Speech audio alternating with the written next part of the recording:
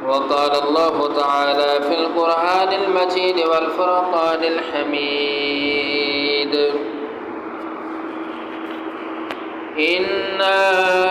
أرسلناك شاهدا ومبشرا ونذيرا لتؤمنوا بالله ورسوله وتعزروه وتوقروه وتسبحوه بكرة وأصيلا صدق اللہ العظیم۔ تمام قسم کی تمہیدات، تحلیلات، تسبیحات، تکبیرات اللہ تبارک و تعالی کی ذات اقدس کے لیے، درود و سلام امام الانبیاء سید الاولین والآخرین خاتم النبیین سرور کونین صادق المصدوق نبی آمنہ کے لال جناب محمد رسول اللہ صلی اللہ علیہ وسلم کی ذات کے لیے۔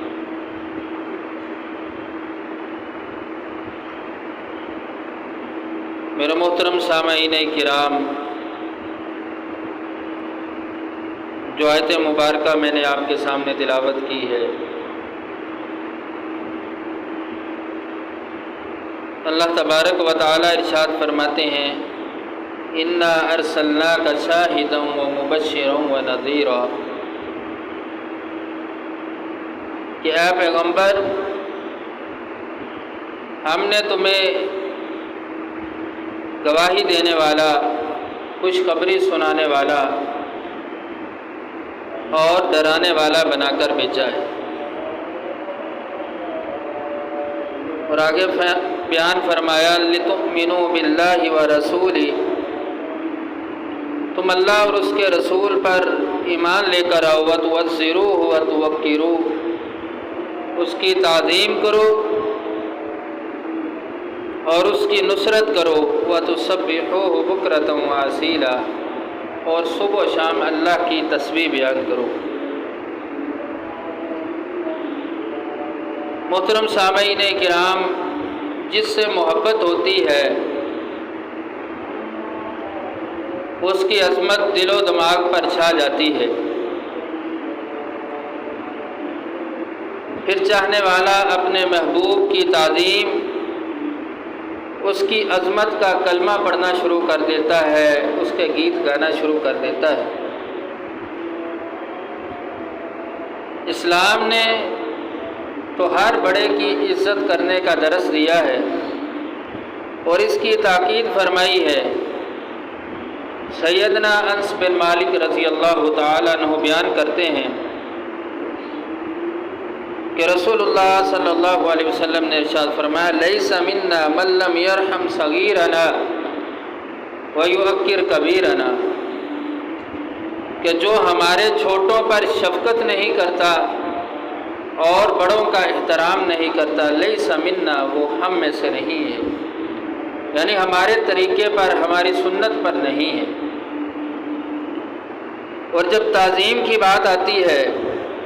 تو آخر الزمان محمد رسول اللہ صلی اللہ علیہ وسلم کی ذات، آپ ایسے بڑے ہیں کہ سب سے بڑے ہیں، نہ آج تک آپ جیسا کوئی پیدا ہوا ہے اور نہ ہی قیامت تک آپ جیسا کوئی آئے گا، اور پھر آپ صلی اللہ علیہ وسلم کی تعظیم بھی سب سے بڑھ کر ہے۔ اور اسی حوالے سے چند باتیں آپ کے سامنے رکھوں گا کہ اللہ تبارک و تعالیٰ کے احکامات اور تعظیم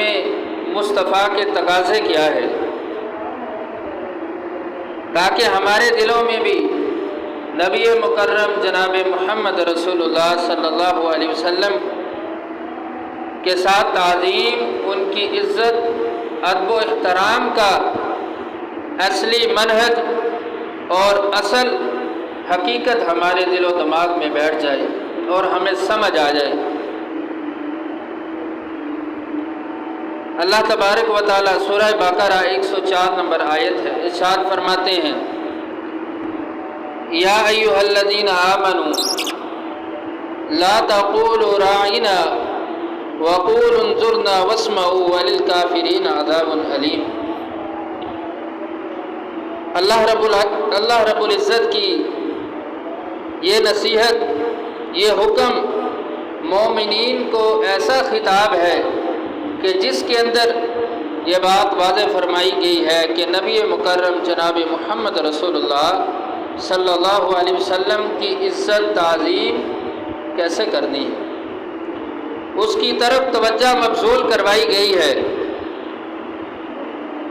जब ये आयत मुबारक नाज़िल हुई तो इसका पस मंज़र क्या है, इसका सबब क्या है कि अल्लाह ने ये हुक्म जारी कर दिया। यहूद ऐसा करते थे कि जब नबी मुकर्रम सल्लल्लाहु अलैहि वसल्लम की मजलिस में बैठते तो आपकी बातें सुनते और फिर कहते राइना, कि हमारी तरफ देखिए, हमारी तरफ तवज्जो कीजिए। ये अल्फाज हैं और इसी लफ्ज़ को बिगाड़ देते, इसमें बगाड़ पैदा करते, राइना को राइना बोल देते, यानी ऐन के आगे या लगा देते, ऐन को खींच कर पढ़ते, राइना की जगह राइना पढ़ देते। और ये उनका मकसद सिर्फ शरारत करना था, रसूलुल्लाह सल्लल्लाहु अलैहि वसल्लम की तज़हीक और आपकी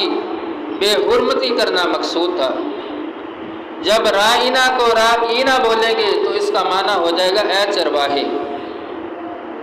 जब अल्लाह तबारक व तआला ने इन यहूदियों की ये शरारत देखी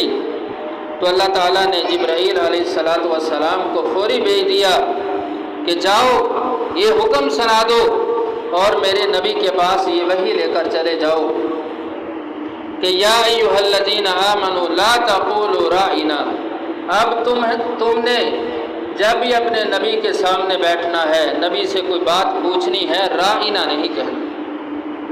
हालांकि राइना का माना ठीक है, तवज्जो कीजिए, लेकिन अल्लाह तबारक व तआला ने ऐसा लफ्ज़ ही बोलने से मना फरमा दिया कि जिसमें ये वहम और शुबा पैदा हो जाए कि नबी करीम सल्लल्लाहु अलैहि वसल्लम की बेअदबी और गुस्ताखी हो रही है। और फरमाया उन्जुरना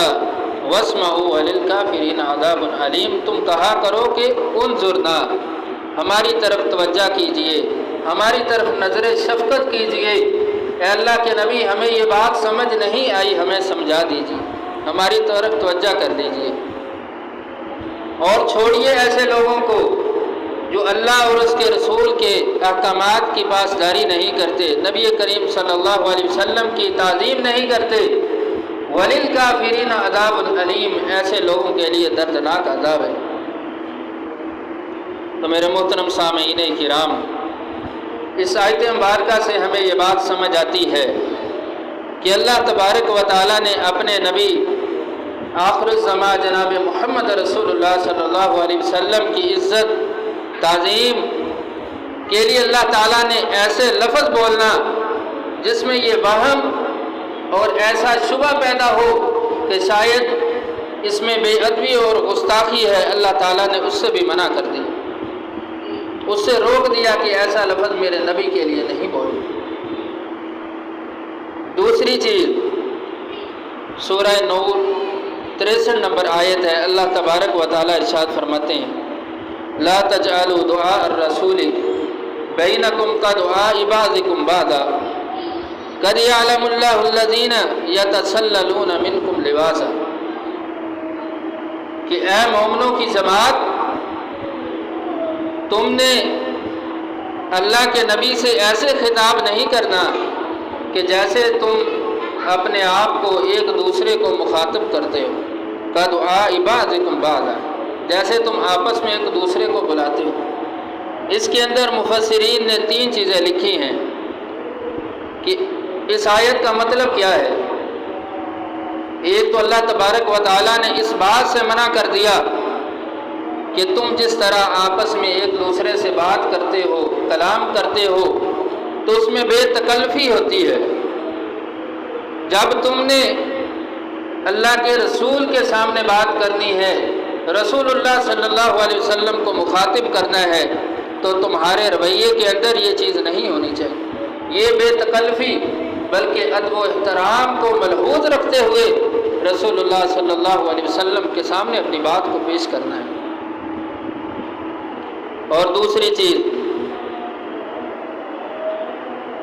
کہ جب رسول اللہ صلی اللہ علیہ وسلم تمہیں بلائیں تو پھر آپ صلی اللہ علیہ وسلم کا بلانا کوئی عام انسان کے بلانے کی طرح نہیں ہے کہ اگر کسی نے ہمیں بلایا ہم جائیں نہ جائیں،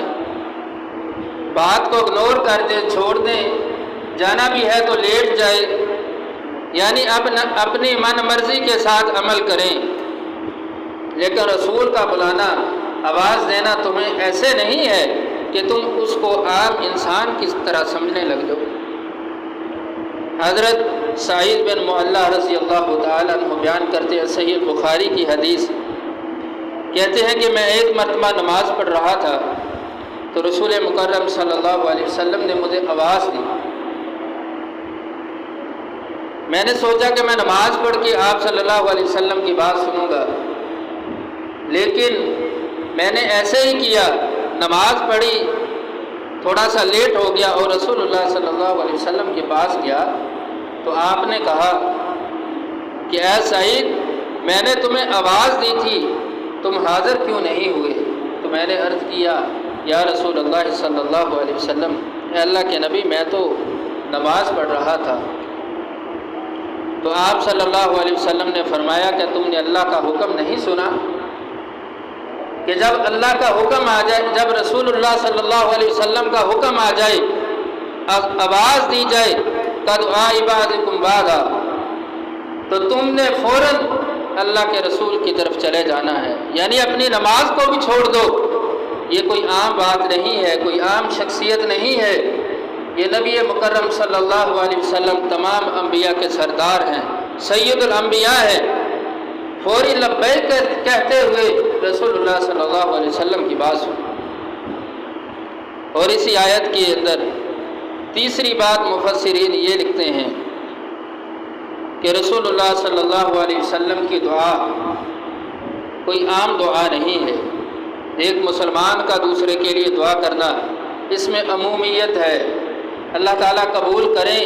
نہ کریں، لیکن رسول اللہ صلی اللہ علیہ وسلم کی اپنی امت کے لیے، اپنے لوگوں کے لیے دعا کر دینا یہ کوئی عام بات نہیں ہے۔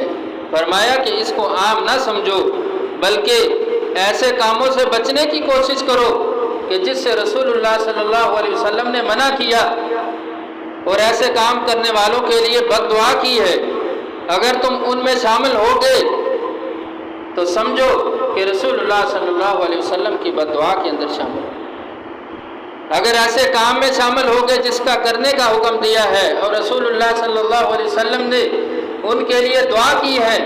تو یہ سمجھو کہ تم نے رسول اللہ صلی اللہ علیہ وسلم کی دعا کو پا لیا۔ اور آگے اللہ تعالیٰ بیان فرماتے ہیں الذین یخالفون عن امرہ ان یصیبہم فتنۃ او یصیبہم عذاب علیم، کہ ان لوگوں کی طرح نہ ہو جانا جو جب اللہ کے رسول ان کو بلاتے ہیں، اپنی طرف آواز دیتے ہیں تو وہ آتے ہیں اور کھسک جاتے ہیں۔ یعنی یہ آیت مبارکہ اس وقت نازل ہوئی جب رسول اللہ صلی اللہ علیہ وسلم منافقین، ایسے ہی دوسرے جو دین اسلام میں شامل نہیں تھے، یہود و نصارہ، جس طرح دن کے آخری حصے کے اندر 3 نمازیں فرض ہیں اور پہلے حصے کے اندر کوئی نماز نہیں ہے، اور رسول اللہ صلی اللہ علیہ وسلم کی ترتیب یہ ہوا کرتی تھی کہ جب بھی کوئی بھی مشاورت، کوئی بھی حکم اللہ کی طرف سے اگر نازل ہو جاتا تو آپ صحابہ کرام کو نماز کے بعد وہ بیان کیا کرتے تھے،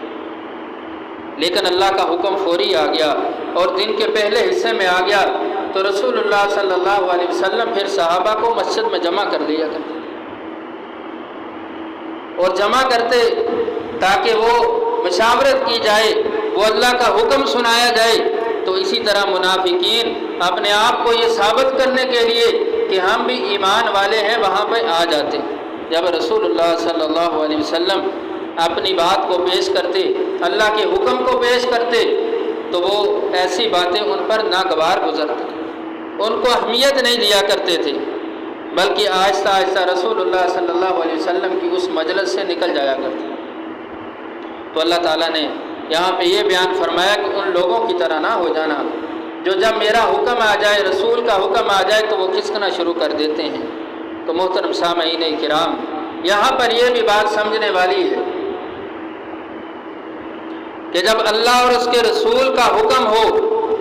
جب اللہ اور اس کے رسول کی بات ہو رہی ہو، تو اس کو اپنے اوپر ناگوار نہیں سمجھنا چاہیے، بلکہ یہ سوچنا چاہیے کہ اللہ کا یہ حکم ہے، میرے نبی کا یہ حکم ہے، اگر میرا عمل ان کے مخالف ہے، اگر میرا عمل یہاں پہ نہیں ملتا،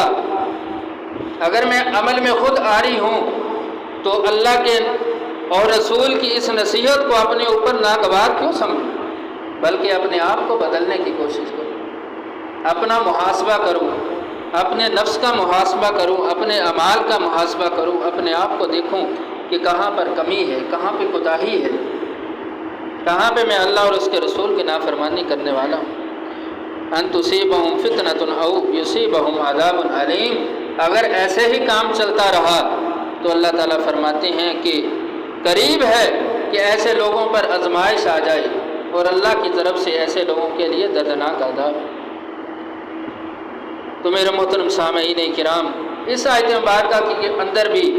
اللہ تبارک و تعالیٰ نے یہی بات سمجھانے کی کوشش کی ہے، یہی بات واضح فرمائی ہے کہ رسول اللہ صلی اللہ علیہ وسلم کی تعظیم کیسے کرنی ہے۔ اور اسی طرح سورہ حجرات کے اندر اللہ تبارک و تعالیٰ ارشاد فرماتے ہیں، یا ایھا الذین آمنوا لا ترفعوا اصواتکم فوق صوت النبی ولا تجہروا له بالقول کجہر بعضکم لبعض ان تحبط اعمالکم وانتم لا تشعرون۔ کیا ایمان والو ان لوگوں کی طرح نہ ہو جاؤ کہ جب تم رسول کے سامنے بات کرو تو اپنی آوازوں کو بلند کرو۔ اور اس آیت کا سبب نزول کیا ہے؟ سبب کیا ہے کہ ایک مرتبہ سیدنا عمر رضی اللہ تعالیٰ عنہ اور سیدنا ابوبکر صدیق رضی اللہ تعالیٰ عنہ ایک وفد آیا اور اس کے اندر ایک امیر مقرر کرنا تھا۔ تو ایک صحابی رسول کہتے ہیں کہ فلاں بندے کو امیر مقرر کرو، دوسرے کہتے ہیں فلاں کو کر دو، تو اسی بات پہ اختلاف ہو جاتا ہے، تکرار ہو جاتا ہے، تو آوازیں بلند ہو جاتی ہیں۔ تو رسول اللہ صلی اللہ علیہ وسلم نے جب یہ بات سنی اور دیکھا اور منع کیا، اور فوری اللہ کا یہ حکم نازل ہوا اور اس کو واضح کر دیا کہ جب رسول تمہارے سامنے ہو تمہاری آوازیں رسول کی آواز سے بلند نہیں ہونی چاہیے۔ تو اس آیت کریمہ سے ہمیں یہ بات بھی سمجھ آئی کہ جب اللہ اور اس کے رسول کا حکم ہو، فرامین ہمارے سامنے واضح ہو رہے ہوں، تو ہماری آوازیں بلند نہیں ہونی چاہیے، بلکہ خاموشی کے ساتھ، ادب و احترام کے ساتھ، ادب و احترام کو ملحوظ رکھتے ہوئے، یہ دیکھتے اور سمجھتے ہوئے کہ جیسے رسول اللہ صلی اللہ علیہ وسلم ہم سے کلام کریں، یعنی رسول کی بات پیش کرنا یہ رسول کی بات ہے، تو اس کو ادب و احترام کے تقاضے سے سوچنا چاہیے اور دیکھنا چاہیے۔ صحابہ بیان کرتے ہیں کہ ہم آپ صلی اللہ علیہ وسلم کی مجلس میں بیٹھے ہوتے، ادب و احترام کا تقاضا یہ ہوا کرتا تھا کہ ہمارے اوپر اگر پرندہ بھی بیٹھ جائے تو وہ بھی اپنی جگہ نہیں چھوڑتا تھا، یعنی اتنا ساکت ہو جاتے، اتنا خاموشی ادب و احترام کے ساتھ بیٹھا کرتے۔ اور جب یہی آیت رسول اللہ صلی اللہ علیہ وسلم کی ایک اور صحابی سیدنا ثابت بن قیس بن شماس رضی اللہ تعالیٰ عنہ سنتے ہیں کہ آوازیں بلند ہیں اللہ کے نبی کی آواز سے،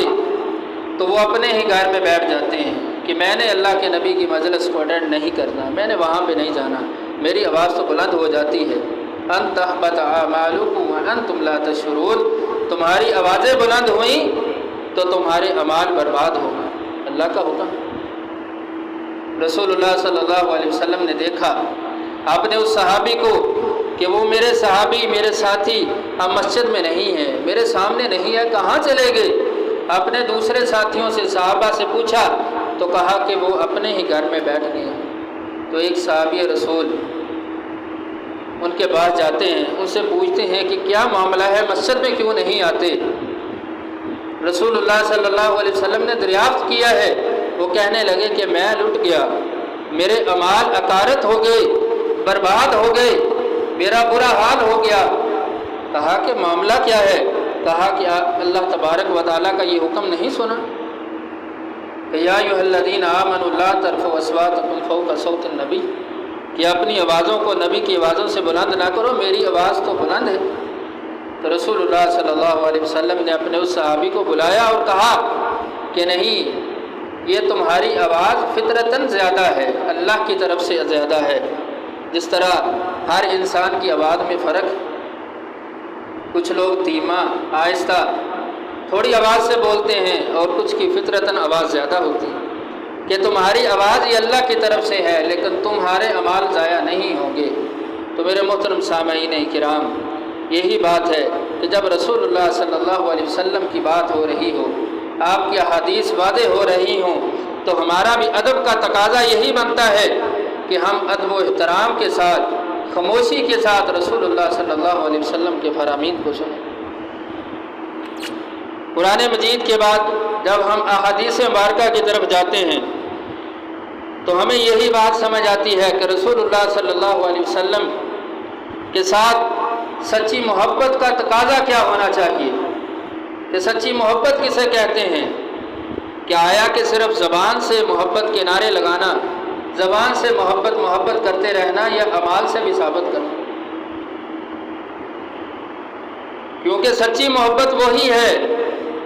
جو اعمال سے، کردار سے، اپنی سیرت سے ثابت کی جائے، جیسے صحابہ کرام رضوان اللہ علیہم اجمعین نے ثابت کی ہے۔ ہم اعمال کے اندر اپنے آپ کو دیکھیں، ہم زیرو ہیں، لیکن جب ہم محبت کی بات کرتے ہیں تو ہماری محبت کی باتیں آسمان کو چھوتی ہیں۔ غزوہ تبوک کا واقعہ، رسول اللہ صلی اللہ علیہ وسلم نے جہاد کے لیے اعلان کیا، صحابی رسول سیدنا ابوبکر صدیق رضی اللہ تعالیٰ نے سارا گھر کا مال پیش کر دیا، عمر آئے آدھا مال پیش کر دیا۔ یہ ہے اعمال کے ساتھ، یہ ہے سچی محبت کا تقاضا کہ عمل کے ساتھ کیسے ثابت کرنا ہے۔ یہ مثالیں صحابہ نے پیش کی ہیں۔ ہمارے ایمان، ہماری کمزوریاں تو بہت ہیں، لیکن آیا ہم میں سے کوئی ایسا انسان ہے، کوئی ایسا بندہ ہے کہ جس کو اللہ کا حکم آئے تو اپنا سارا مال گھر کا پیش کر؟ تو میرے محترم سامعین کرام، یہاں پہ بات سمجھنے والی صرف یہی ہے کہ محبت کا دعویٰ اگر اللہ کے نبی علیہ الصلاۃ والسلام سے ہو تو وہ سچا ہونا چاہیے، اعمال سے ثابت کرنا چاہیے، اپنے آپ کو اس نبی کا امتی کہتے ہیں، اس نبی کی سیرت پہ چلنے والا بھی بنانا چاہیے۔ یہ ہے سچی محبت، اور یہی محبت ہمیں صحابہ نے سکھائی ہے۔ صحابہ کی ایک ایک صحابی رسول کی سیرت کو پڑھ کے دیکھیں، صحابی رسول کی سیرت سے ہمیں یہی درس ملے گا کہ سچی محبت عمل کے ساتھ ثابت کرو، پھر ہے سچی محبت۔ حضرت عروہ بن مسعود رضی اللہ تعالیٰ عنہ بیان کرتے ہیں، یہ بھی اس وقت مسلمان نہیں ہوئے تھے، کہتے ہیں کہ میں رسول اللہ صلی اللہ علیہ وسلم کی مجلس میں گیا اور میں نے آپ صلی اللہ علیہ وسلم کے ساتھیوں کی آپ کے ساتھ محبت، تعظیم، عزت کا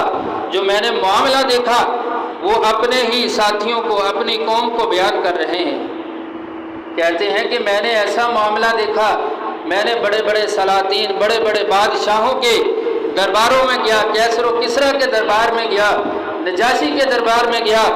میں نے ایسا ادب و احترام، ایسا ادب میں نے کہیں نہیں دیکھا جو میں نے محمد کے ساتھیوں میں دیکھا ہے۔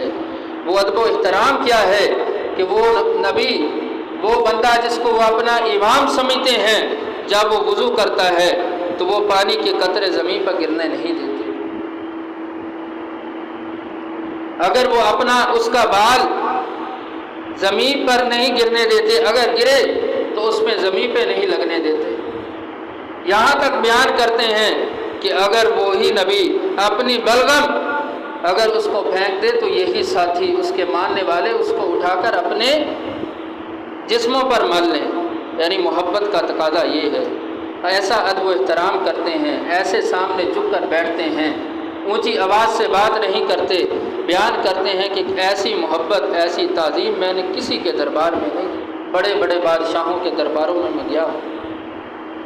ये है सच्चा नबी। अपनी कौम से ये कहते हैं कि उसके हो जाओ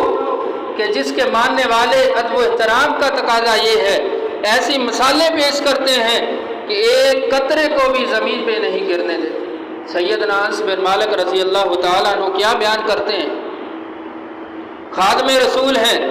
कहते हैं कि मैंने सारी उम्र अल्लाह के नबी की खादमे की, आपके कदमों में रहा, लेकिन रसूलुल्लाह सल्लल्लाहु अलैहि वसल्लम ने कभी भी मुझे झिड़का नहीं,